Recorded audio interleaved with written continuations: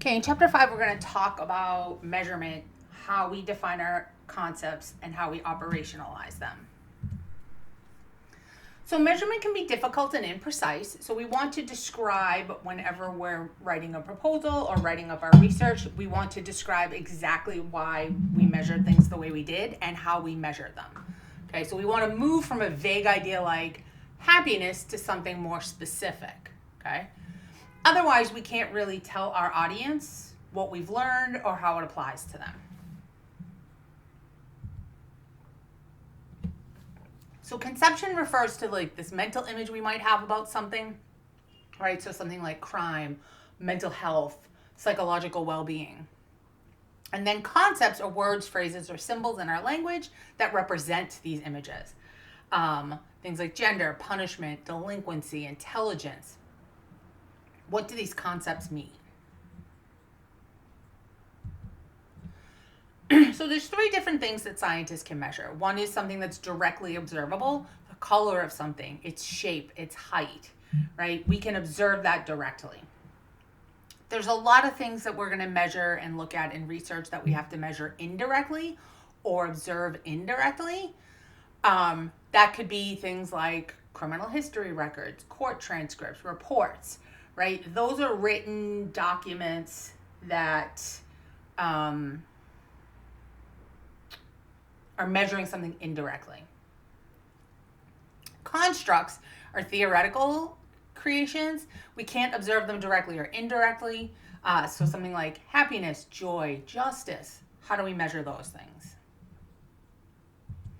So we want to make sure we're always specifying precisely what we mean when we use particular terms. A lot of times we're going to be looking to the prior research to tell us what that means. And we're going to then specify what indicators we're looking for. Okay, so conceptualization produces a specific agreed upon meaning. So when we talk about violent crime, what do we mean? We mean an offender uses force or threatens to use force against a victim. You might even want to refine that further and talk about what do you mean by force.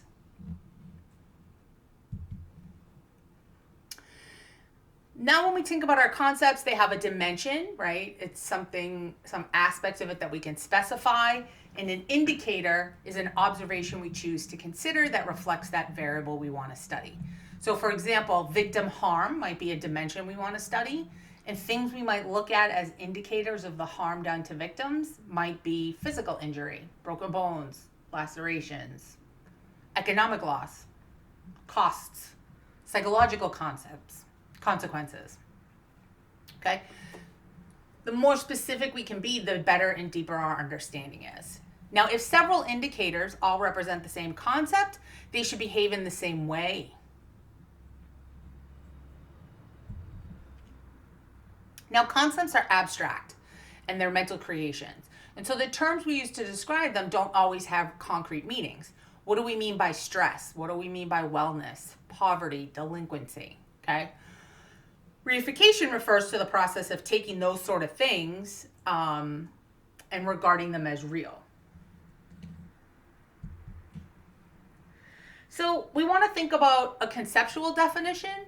So when we're thinking about something like socioeconomic status, right, we kind of have a working definition that's we specifically assign to it, helps us focus our observations. And then we have an operational definition, right? And that's when we're going to operationalize our variables. We are going to spell out precisely how we will measure that.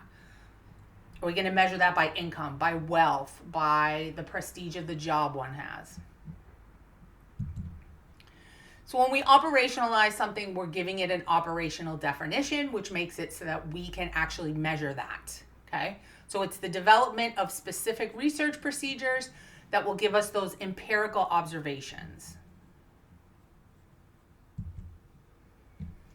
Now, measurement could be assigning numbers to something. It could be assigning labels to units in order to represent those concepts. We would make observations and maybe assign a score to them. Now, this is more difficult in social science research because, again, we're looking at concepts that might be hard to measure. And definitions can become problematic for descriptive research they're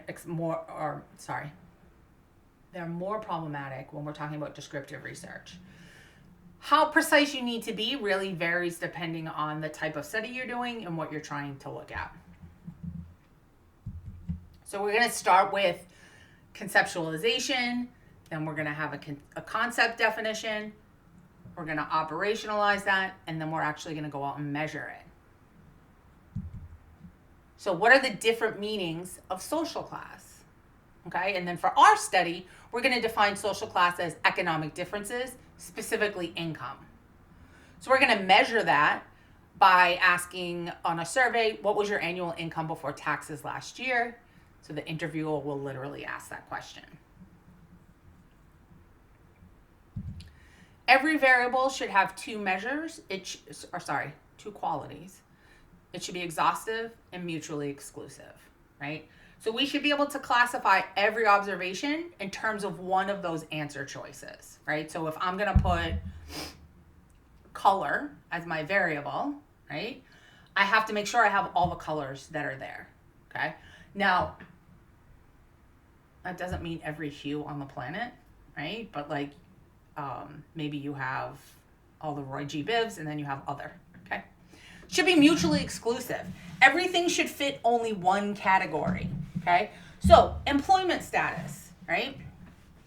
That should probably include things like full-time, part-time, unemployed student, full-time student, part-time student, right? And they should be mutually exclusive. Now you guys will remember this fun stuff from statistics. When we're measuring things, we can measure them at 4 different levels. This is really important because when we're collecting and gathering our data, it's generally to our benefit to measure it as precisely as possible because you can always aggregate that data, but you can't expand that data if you didn't collect it that way. So if I collect ages as like under 10, 10 to 20, 20 to 30, 30 to 40, I can't turn around and expand that. But if I ask you for your specific age, I can turn around and group them into 10 to 20, 20 to 30, etc. So nominal measurements are names and labels only, okay? They are exhaustive and mutually exclusive.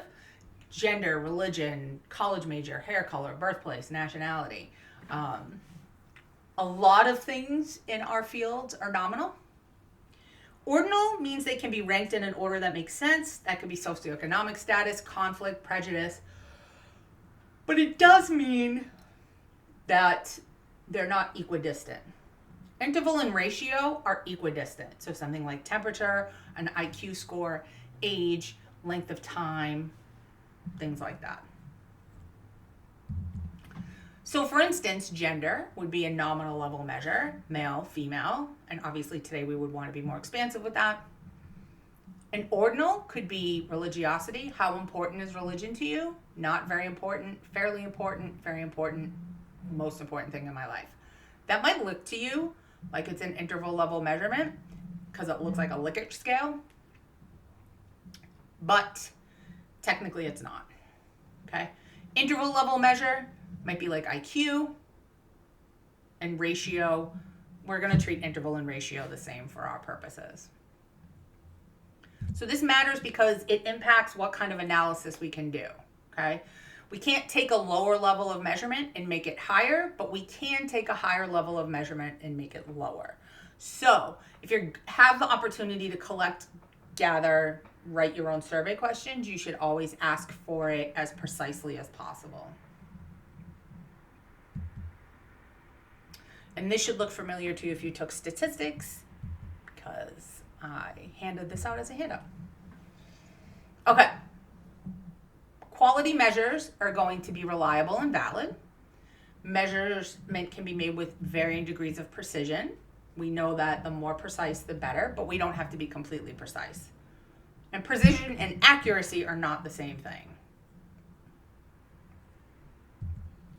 Now, reliability is whether your particular measurement technique repeatedly applied to the same object would get the same result, right? So if I'm measuring something in inches, every time I measure one specific thing, it should give me the same answer, okay? That doesn't mean it's the correct answer. It doesn't mean it's accurate. It just means that your method of measurement is reliable. So some of the ways we can make sure our data is reliable is the test-retest method. So we make the same measurement more than once, and we check those responses to make sure they're the same. You might have seen this in a survey before where you're like, didn't I answer this question already? We can also use an inter-rater reliability test. We can have several different people rate something and compare their measures. And then we can use a split half method, which is where we make more than one measure of any concept and see if the measures measure the concept differently. It's like we could measure poverty in different ways. So reliability is one thing, validity is something else, okay? Does the measure you're using actually capture your concept? Okay, so reliability is like every time you measure it and every person who measures it should get the same answer. Okay, validity is, are you really measuring what you think you're measuring? And this is harder to demonstrate. So something can be valid on its face, right? On its face, does it seem valid? Does it sort of like, comport with our agreements and our images of something? We could compare it to some sort of criteria. We could look to see, does it relate to something else in a way that makes sense? We could do alternative measures. So a good measurement technique should be both valid and reliable, okay? So our first picture here is reliable but not valid, okay? Our middle one is valid but not reliable, and our last one is valid and reliable. So just remember, valid means it's measuring what you think it's measuring, and reliable means every time you measure it, you should get the same answer. So who decides what's valid? Well, we should look to prior research for this, right? Do we have validated scales already? So sometimes people have already developed ways of measuring some of these abstract concepts, and they've been used repeatedly, and it's been tested, and we consider that to be valid.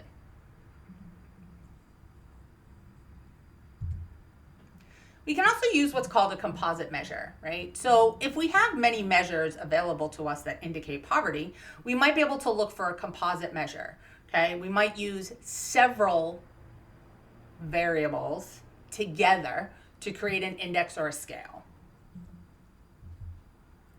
Okay, so this is a little something from some of my research, okay? So following Morinoff, Sampson, and Raudenbush, Mustaine, and Sampson, Raudenbush, and Earl, right? So that's referencing 3 prior pieces of research. These variables are calculated using principal component analysis, okay? I know you're like, what? Okay, PCA is just a way of building a scale or a composite, okay? And so I built 2. I built one for concentrated disadvantage and one for immigrant concentration, okay? By the way, I use statistics to build these, but they also match how other folks have already been measuring both of these concepts, okay? So concentrated disadvantage includes the percentage of family below the poverty line, percentage of families receiving public assistance, percentage of population unemployed, and percentage of single female-headed households. Okay, so those are all things that are indicators of poverty, right? Immigrant concentration is percentage of Latinos in a community, percentage of foreign-born individuals in a community. Okay, these are both concepts already developed from this first bullet point, Sampson, Raudenbush. They're kind of like the main people who've developed these. Okay, and so here's just a correlation matrix of this, right? It's telling you, if you look at all the ones that are starred, statistics, friends, this is literally the last concept we learned, where we looked at R, right? And we looked for it to be the closer it was to 1, the stronger the relationship. So you can see that things like, unemployment and percent poverty and percent SNAP are correlated with each other, right? So that means we don't want to use them as separate individual measures, okay? We want to put them together as a composite measure, which we'll talk about a little bit more, I think, in the next chapter.